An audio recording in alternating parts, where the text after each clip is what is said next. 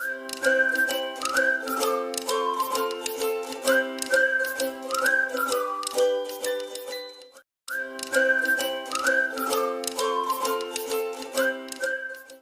61 पढ़ते हैं। 61 कहता है other provisions relating to the senate. ये कहता है सेनेट के जो दूसरे प्रोविजंस हैं वगैरह वगैरह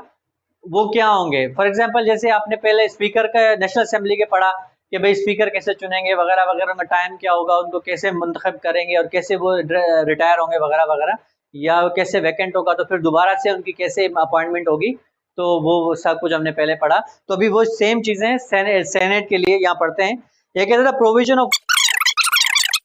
ये कहता है कि भाई आर्टिकल 53 आपने पढ़ा, उसका क्लॉज 2 से लेके 7 तक नेशनल सेनेट के ऊपर अप्लाई होगा, और आर्टिकल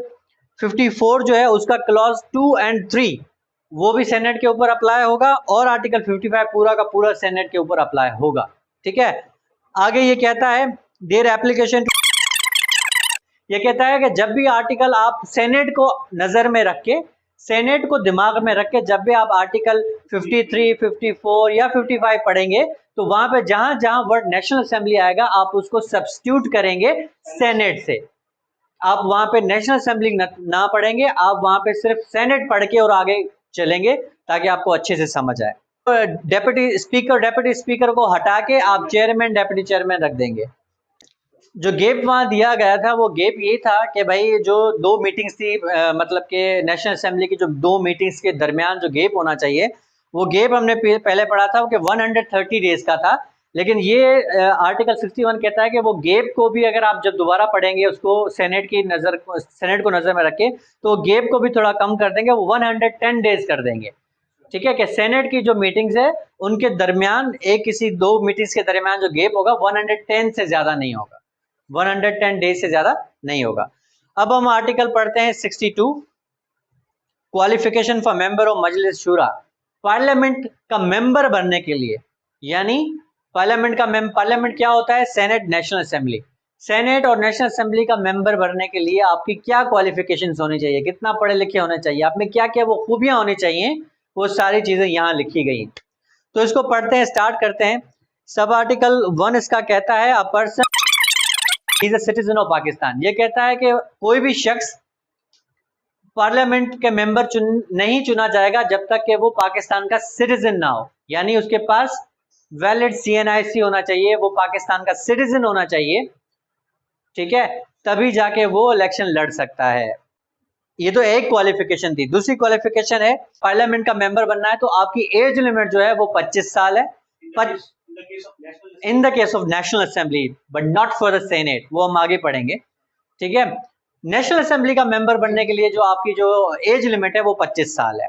और उसके साथ ही आप पाकिस्तान में किसी भी पार्ट में, किसी भी सूबे में आप जहां रहते हो वहां पे इलेक्टोरल रोल में एज अ वोटर एनरोल्ड होने चाहिए, 25 साल होने चाहिए, पाकिस्तान के सिटीजन होने चाहिए, और जहां आप रहते हैं वहां पे इलेक्टोरल रोल में एज अ वोटर एनरोल्ड होने चाहिए। दूसरी क्वालिफिकेशन है वुमेन। ये कहता है अगर वुमेन की सीट के लिए जो रिजर्व्ड है, अगर उसके लिए इलेक्शन लड़ रहे हैं तो किसी भी सूबे में कहीं से भी आप लड़ सकते हैं और कहीं भी आपका वो जो है रिजर्व सीट पे आप आ सकते हैं अगर वुमेन के ऊपर अगर आप हैं। फॉर एग्जांपल यहाँ के अगर आप मेल मेंबर हैं आप और आप इलेक्शन लड़ना चाहते हैं तो बस वहीं से आप इलेक्शन लड़ सकते हैं जहां पे आप वोटर हो। ठीक है, लेकिन अगर वुमेन है और वुमेन अपनी रिजर्व सीट पे खड़ी होना चाहती है तो फिर पूरे सिंध से कहीं से भी वो इलेक्शन लड़ सकती है। Any part of election towards general seats reserved for a non Muslim. ठीक है, नॉन मुस्लिम भी पूरे पाकिस्तान से आ सकता है अगर वो अपनी रिजर्व सीटों के ऊपर लड़ते। सी क्वालिफिकेशन है, वो कहता है ही इज इन 30 एज। ये कहता है अगर सेनेट में अगर वो मेंबर होना चाहता है तो उसकी 30 साल उम्र होनी चाहिए। कितनी? 30 साल उम्र होनी चाहिए। And is enrolled as a voter in any area in a province as the case may be by the federal area from where he seeks membership। ये कहता है और वो एज अ वोटर एनरोल्ड होना चाहिए किसी भी एरिया से जहां से वो आना चाहता है, सेनेट में मेंबर बनना चाहता है तो उस इलाके से जहां से वो आना चाहता है वहां इलाके में वो एज अ वोटर भी एनरोल्ड हो। डी पढ़ते हैं, ये कहता है ही इज इस्लामिक इंजंक्शन। ये कहता है वो जो शख्स है वो इस्लामिक इंजंक्शन एक गुड करेक्टर का होना चाहिए और कभी भी उसने कॉमनली कभी भी इस्लामिक इंजंक्शन को वायोलेट ना किया। ई है वो कहता है ही मेजर सिंस, ये कहता है कि जो शख्स है वो मेंबर बनना चाहता है पार्लियामेंट का, उसको इस्लामियात की सफिशिएंट नॉलेज होनी चाहिए और साथ ही साथ वो मेजर सिन से यानी गुनाह कबीरा से दूर होना चाहिए, ठीक है, और एक अच्छा इंसान होना चाहिए। आगे बढ़ते हैं, में ये कहता है he is a sagacious court of law, ये कहता है जो बंदा है वो इंटेलिजेंट होना चाहिए, ठीक है, और हक सच पे होना चाहिए, राइट होना चाहिए, ठीक है, और वो कोई भी ऐसा काम ना करता हो जिससे उसको प्रॉफिट मिलता हो, नॉन प्रॉफिलिगेट होना चाहिए, ऑनेस्ट होना चाहिए और अमीन होना चाहिए, सादिक और अमीन होना चाहिए, ठीक है। और ये कहता है कि कानून में उसके खिलाफ कभी भी कोई डिक्लेरेशन ना हो। ये और आगे पढ़ते हैं जी में, ये कहता है पाकिस्तान, ये कहता है पाकिस्तान बनने के बाद उस शख्स ने कभी भी पाकिस्तान के खिलाफ काम ना किया हो या पाकिस्तान की आइडियोलॉजी के खिलाफ काम ना किया हो, ये ऐसी भी कोई उसके ऊपर तोहमत या इल्ज़ाम वगैरह ना हो, ऐसी कोई चीज़ प्रूव उसके ऊपर खिलाफ ना हो, तो ये सारी क्वालिफिकेशंस है पार्लियामेंट का मेंबर बनने के लिए। क्लॉज 2 जो है इसी आर्टिकल 62 का, वो कहता है डिस्क्वालिफिकेशन, ये कहता है यहाँ पे जो क्लास ई और डी में जो क्वालिफिकेशन थी वो नॉन मुस्लिम के ऊपर अप्लाई नहीं होगी, लेकिन नॉन मुस्लिम के ऊपर ये अप्लाई जरूर होगा कि वो भी गुड और अच्छे मॉरल कैरेक्टर का। अब पढ़ते हैं हम article 63 disqualification of member of Majlis Shura parliament, ये कहता है वो कौन सी चीजें हैं जिसपे वो शख्स डिस्क्वालीफाई हो सकता है मेंबर ऑफ मजलिस शुरा बनने के लिए, यानी उसके ये अगर चीजें होंगी जो अब हम पढ़ेंगे तो वो मेंबर नहीं बन सकता पार्लियामेंट का। इसमें सब आर्टिकल 1 है, वो कहता है अ पर्सन ये कहता है कि भाई डिस्क्वालिफिकेशन पहले ये है अगर वो इस शख्स में वो अनसाउंड माइंड है यानी उसका दिमागी तवाजुन ठीक नहीं है तो वो पार्लियामेंट का कभी भी मेंबर नहीं बन सकता। क्लॉज बी पढ़ते हैं ही इज एन, और वो कभी अनसॉल्वेंट ना हो।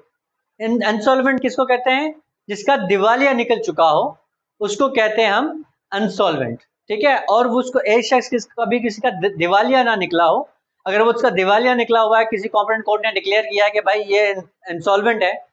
ठीक है, इंसॉल्वेंट है, तो वो भी मेंबर का पार्लियामेंट का मेंबर नहीं बन सकता। सी है ये कहता है पाकिस्तान की जो सिटीजनशिप है वो उसकी खत्म हो गई हो या फॉरेन किसी कंट्री की दूसरी सिटीजनशिप उसने ले ली हो, तब भी वो यानी डुअल नेशनल जिसको कहते हैं ना, डुअल नेशनलिटी होगी आपके पास किसी के पास भी, तो वो पार्लियामेंट का मेंबर नहीं बन सकता। या पाकिस्तान की सिटीजनशिप आपकी जो सीज हो चुकी है वो खत्म हो गई है, अभी you are no more citizen of Pakistan, then also you are disqualified from being a member of the parliament. उसके बाद पढ़ते हैं डी ही हो, ये कहता है किसी भी स्टेट में किसी भी सर्विस में उसने काम किया हो, प्रॉफिटेबल काम हो, उसमें अगर उसने काम किया है तो भी वो पार्लियामेंट का मेंबर नहीं बन सकता। लेकिन यहाँ पे एक्सेप्शन भी है कि भाई किस department declared by law not be, किसी कानून में अगर लिखा गया है कि भाई कोई ऐसी जॉब है अगर उसने कभी की है, ठीक है, या कर रहा है, तो वो फिर भी उसके जो है पार्लियामेंट में डिस्क्वालीफाई नहीं होगा एज अ मेंबर, क्योंकि वो कानून ने उसको डिक्लेयर किया हुआ कि भाई ये जॉब वो कर सकता है। ये कहता है ही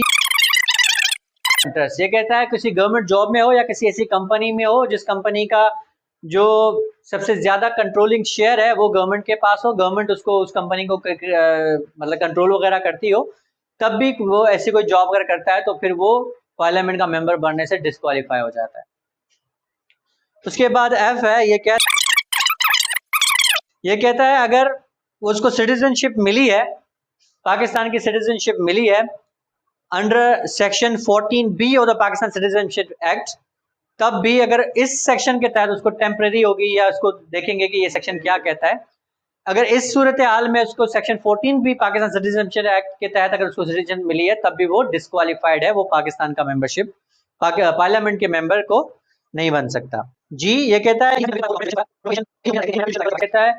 पाकिस्तान की आइडियोलॉजी के खिलाफ वो कोई शख्स काम किया हो और उसको वो पनिश हुआ हो, कन्विक्ट हुआ हो, तभी वो डिस्क्वालीफाइड हो जाता है, तभी वो पार्लियामेंट में as a member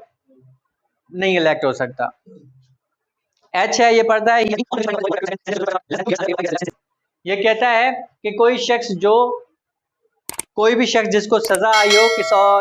moral turpitude की वजह से, पूरा एक चैप्टर है पीपीसी में इन चीजों के ऊपर, अगर उस ऑफेंसेस में अगर उसको कभी कोई सजा आई है, ठीक है, और सजा 2 साल से कम ना हो, 2 साल तक की अगर उसको सजा आई है तो फिर वो डिस्क्वालीफाई हो जाता है, अनलेस वो वहां से वो अपनी सजा काट के 2 साल बाद अगर दोबारा रिलीज होता है तो 5 साल तक वो डिस्क्वालीफाई होता है। ये जो डिस्क्वालिफिकेशन है वो जस्ट 5 ईयर्स की है। 5 ईयर्स के बाद, यानी वो एक मरतबा सजा काट के बाहर आ गया, 5 ईयर्स के बाद फिर वो दोबारा से मेंबरशिप, पार्लियामेंट के मेंबरशिप बन सकता है। आई है क्लॉज आई ही ये कहता है कोई भी शख्स जो प्रोविंशियल गवर्नमेंट, फेडरल गवर्नमेंट या किसी ऐसी कंपनी में जिस कंपनी को मेजर जो उसके शेयर्स हैं कंपनी गवर्नमेंट के पास हैं और गवर्नमेंट उसको उस कंपनी को कंट्रोल करती है, कोई शख्स किसी कंपनी में कोई जॉब करता हो और उस जॉब से उसको फायर किया हो on the ground of misconduct, भाई आपने मिसकंडक्ट किया है, इस वजह से हम इसको आपको निकालते हैं, तो वो शख्स जो भी है दोबारा जो है पार्लियामेंट का मेंबर नहीं बन सकता अनलेस उसकी डिस्क्वालिफिकेशन के बाद, यानी 5 साल तक के लिए जो ये जो डिस्क्वालिफिकेशन है वो 5 साल तक के लिए है। 5 साल के बाद फिर वो डिस्क्वालिफिकेशन खत्म हो जाएगी, वो इलेक्शन लड़ सकता है। जे है क्लॉज जे, ये कहता है अगर किसी शख्स को सर्विस से रिमूव किया,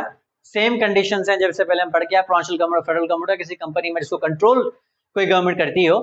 तो अगर ऐसा शख्स वहां से रिमूव होता है या कंपल्सरी रिटायर, ये पनिशमेंट्स हैं हमारे सर्विसेज लॉज में, किसी शख्स को उस गवर्नमेंट से रिमूव करते हैं या कंपल्सरी रिटायर करते हैं on the ground of misconduct, ठीक है, तो वो जो ये जो है सजाओं में अगर उसको ये सजा मिली है रिमूव या कंपल्सरी रिटायरमेंट, तो ये 3 साल तक ये एक डिस्क्वालिफिकेशन है। अब पढ़ते हैं क्लॉज के, ये कहता है अगर कोई भी शख्स किसी भी जॉब वगैरह में काम करता है, अगर वो जॉब उसकी खत्म हो गई हो किसी भी रीजन से, रिटायरमेंट या खुद भी छोड़ सकता है, वो खुद भी छोड़ सकता है ना, खुद भी छोड़ सकता है, ये रिटायर हो जाए, ठीक है, इन सूरत हाल में जो डिस्क्वालिफिकेशन उसके ऊपर रहेगी वो 2 साल के लिए रहेगी। 2 साल के बाद फिर वो पार्लियामेंट का मेंबरशिप ले सकता है। उसके बाद आते हैं क्लॉज एल में, ये कहता है कोई भी ऐसा शख्स जो कोई ट्रस्ट को रन करता हो, ठीक है, खुद रन करता हो या किसी बॉडी के थ्रू रन करता हो और उसमें से उसको प्रॉफिट आ रहा हो, तो वो डिस्क्वालीफाई है, वो मेंबर ऑफ पार्लियामेंट नहीं बन सकता, ठीक है। और साथ में हिंदू के लिए एक हिंदू की क्या होती है, अनडिवाइडेड प्रॉपर्टी होती है, ठीक है, हिंदू लॉज में अनडिवाइडेड प्रॉपर्टी, उसमें यह है कि वो एक कोई शख्स होता है जो सारी प्रॉपर्टी को इस्तेमाल कर रहा होता है, जिसका जो भी शेयर होता है वो उसको डिस्ट्रीब्यूट करता रहता है, वो प्रॉपर्टी होती है उनके एंसेस्टर्स की, वो अनडिवाइडेड होती है, लेकिन उसको रन कोई एक कर रहा होता है। ये कहता है उसमें से भी जो प्रॉफिट आ रहा है कोई ऐसा शख्स, वो भी डिस्क्वालीफाइड हो जाएगा, ठीक है। लेकिन नीचे प्रोवाइजो है, वो कहता है कि ये जो डिस्क्वालिफिकेशन है जो अब हमने पढ़ी, ये इन नीचे दिए गए हुए लोगों के ऊपर अप्लाई नहीं होती। तो वो पढ़ते हैं वो कौन से लोग हैं। ये कहता है अगर कोई भी ऐसे इनहेरिटेंस में उसको प्रॉफिट वगैरह कोई भी चीज उसको मिल रही है, ठीक है, तो वो सिर्फ ये समझे कि 6 मंथ्स तक वो डिस्क्वालिफाइड है। 6 महीने के बाद जब उस पर वो डिवोल्यूशन है, वो जो यानी कि जो प्रॉपर्टी मिल रही है उसको डिवॉल्व हो रही है, वो जब हो जाती है, मिल जाती है उसको, उसके बाद फिर वो डिस्क्वालिफिकेशन खत्म हो जाती है। 2 पढ़ते हैं, ये कहता है कोई भी मतलब के प्रॉफिट और ट्रस्ट वगैरह ये जो है वो कोई कंपनी करती है, जो कंपनी ऑर्डिनेंस, उस वक्त तो कंपनी ऑर्डिनेंस था, लेकिन अभी कंपनी एक्ट 2017 आ गया है। ये कहता है अगर उस कंपनी उस एक्ट के तहत अगर कोई कंपनी बनी हुई है और वो कंपनी किसी से ऐसा कॉन्ट्रैक्ट करती है ट्रस्ट का, ठीक है, वगैरह वगैरह, और जो शख्स जिसको प्रॉफिट मिल रहा है वो उसका डायरेक्टर है, ठीक है, फिर उसका वो डिस्क्वालीफाई हो जाएगा, डिस्क्वालिफिकेशन बरकरार रहेगी, लेकिन उसका डायरेक्टर वो नहीं है, खुद शेयर होल्डर है, तो फिर डिस्क्वालिफिकेशन उसके ऊपर नहीं होगी। तीसरा है, ये कहता है अनडिवाइडेड फैमिली है, अनडिवाइडेड हिंदू फैमिली है, उसकी जो प्रॉपर्टी है वो अनडिवाइडेड, लेकिन उसमें से कोई अगर शख्स उसमें से अपना शेयर लेके और एक सेपरेट अपना बिजनेस वगैरह करता है वगैरह वगैरह, तो फिर उसके ऊपर ये डिस्क्वालिफिकेशन नहीं होगी। आगे आते हैं क्लॉज एम पे। क्लॉज एम कहता है कि अगर वो कोई भी पाकिस्तान में कोई भी ऑफिस जो प्रॉफिटेबल ऑफिस हो, अगर वो उसको होल्ड करता है तो वो डिस्क्वालिफाइड है। लेकिन यहाँ नीचे दी गई अगर ऑफिस, इन ऑफिस में से अगर वो कोई ऑफिस होल्ड करता है तो फिर वो डिस्क्वालिफिकेशन उसके ऊपर अप्लाई नहीं होगी। वो कौन सी ऑफिस है? पहली ऑफिस पढ़ता है, एन ऑफिस ये कहता है कि वो होल टाइम ना हो, कोई भी ऐसी ऑफिस आप हेल्ड कर रहे हैं वो होल टाइम ना हो, which is not whole time office remunerated either by salary or fee, और उसमें सैलरी फी भी ना मिलती हो, ना कोई आपको सैलरी मिलती हो ना कोई फी मिलती हो, ऐसी कोई अगर ऑफिस आप संभाल रहे हो तो आपके ऊपर डिस्क्वालिफिकेशन लागू नहीं होती। ठीक है। दूसरी ऑफिस कौन सी है? वो कहता है office of lambardar whether called by this और एनी अदर टाइटल। ये कहते हैं लंबरदार होता है ना गांव में, ये कहता है अगर लंबरदार कहो या किसी और कोई उसी नाम से उसको पुकारो, ठीक है, अगर वो ये जॉब करता है लंबरदार वाली तो ये ऑफिस भी अगर उसके पास है तो उसके ऊपर भी डिस्क्वालिफिकेशन लागू नहीं होती। तीसरी है कौमी रजाकार्स, कोई भी ऑफिस है जो वो कौमी रजाकार्स है, यानी वो खुद वॉलंटरी काम करते हैं, कोई ऐसी ऑफिस संभाल रहे हैं तो उनके ऊपर भी डिस्क्वालिफिकेशन लागू नहीं होती। चौथी है, ये कहता है ऐसी कोई भी ऑफिस, ठीक है, जिसमें आप कोई आर्मी के काम कर रहे हो, ठीक है, उनसे मुंसलिक, उनसे रिलेटेड कोई काम वगैरह आप कर रहे हैं तो भी आपके ऊपर डिस्क्वालिफिकेशन जो है वो लागू नहीं होती। मतलब है अगर कोई भी ऐसा शख्स जिसने 2 मिलियन यानी 20 लाख रुपए का अगर किसी ने कहीं से लोन लिया है, किसी बैंक से, कोऑपरेटिव सोसाइटी से, किसी से, खुद अपने नाम पे लिया हो या अपनी बीवी के नाम पे लिया हो या अपने बच्चों के डिपेंडेंट के नाम के ऊपर लिया हो और वो 1 साल के अंदर अंदर उसको अदा नहीं किया हो तो वो भी शख्स डिस्क्वालीफाई हो जाता है, मेंबर पार्लियामेंट बन नहीं सकता। रिटर्न ऑफ या माफ करवा लिया हो, रिटर्न ऑफ का मतलब होता है माफ करवाना, अगर माफ करवा लिया हो तो भी डिस्क्वालीफाई हो जाएगा। दूसरा है क्लास ओ, ये कहता है कोई भी शख्स उसका खुद कोई बिल हो, उसकी बीवी के नाम पे हो या बच्चों के नाम पे हो, कोई भी यूटिलिटी का बिल जिसमें ये पूरा हमने यहाँ पे लिखा गया है कि गैस हो, पानी हो, टेलीफोन हो, ठीक है, और 6 महीने तक उसने अदा ना किया और उसकी जो लिमिट है वो 10,000 रुपए तक की हो, कि 10,000 रुपए का है और आपने पे नहीं किया और 6 महीने हो गुजर गए इस बात को, तब भी आप डिस्क्वालीफाई हो जाते हो। ठीक है। उसके बाद है क्लॉज पी, ये कहता है कोई भी ऐसा शख्स टाइम बिंग यानी किसी वक्त के लिए किसी भी नेशनल असेंबली, पार्लियामेंट या प्रोविंशियल असेंबली के लिए वो डिस्क्वालीफाई हो गया है टाइम बिंग, तब भी वो नेशनल पार्लियामेंट के लिए डिस्क्वालीफाई ही रहेगा। सब आर्टिकल 2 है, ये कहता है चुनने के बाद, फॉर एग्जाम्पल एक बंदा इलेक्ट हो गया, पार्लियामेंट में पहुंच गया, वहां पे कोई क्वेश्चन अराइज होता है कि भाई ये तो डिस्क्वालीफाइड है, ये कैसे यहाँ पहुंच गया वगैरह वगैरह, तो उस क्वेश्चन को जो होगा स्पीकर होगा, अगर सेनेट है तो उसका चेयरमैन होगा, वो डिसाइड करेंगे। 30 दिन तक अगर उन्होंने ये मसला डिसाइड ना कर सके स्पीकर या चेयरमैन, तो वो ऑटोमेटिकली जो मैटर है, क्वेश्चन है डिस्क्वालिफिकेशन का, वो इलेक्शन कमीशन को रेफर हो जाए। क्लॉज 3 है इसका, ये कमीशन में जैसे ही मैटर मामला रेफर होगा तो वो 90 दिन के अंदर उसको डिसाइड करेंगे। अगर उसने ये ओपिनियन डिसाइड करने में उसको लग गया कि हाँ वाकई ये डिस्क्वालीफाइड है, तो उस शख्स की जो सीट है वो वैकेंट डिक्लेयर की जाएगी कि भाई वो सीट वैकेंट है, उसकी दोबारा इलेक्शन होगा।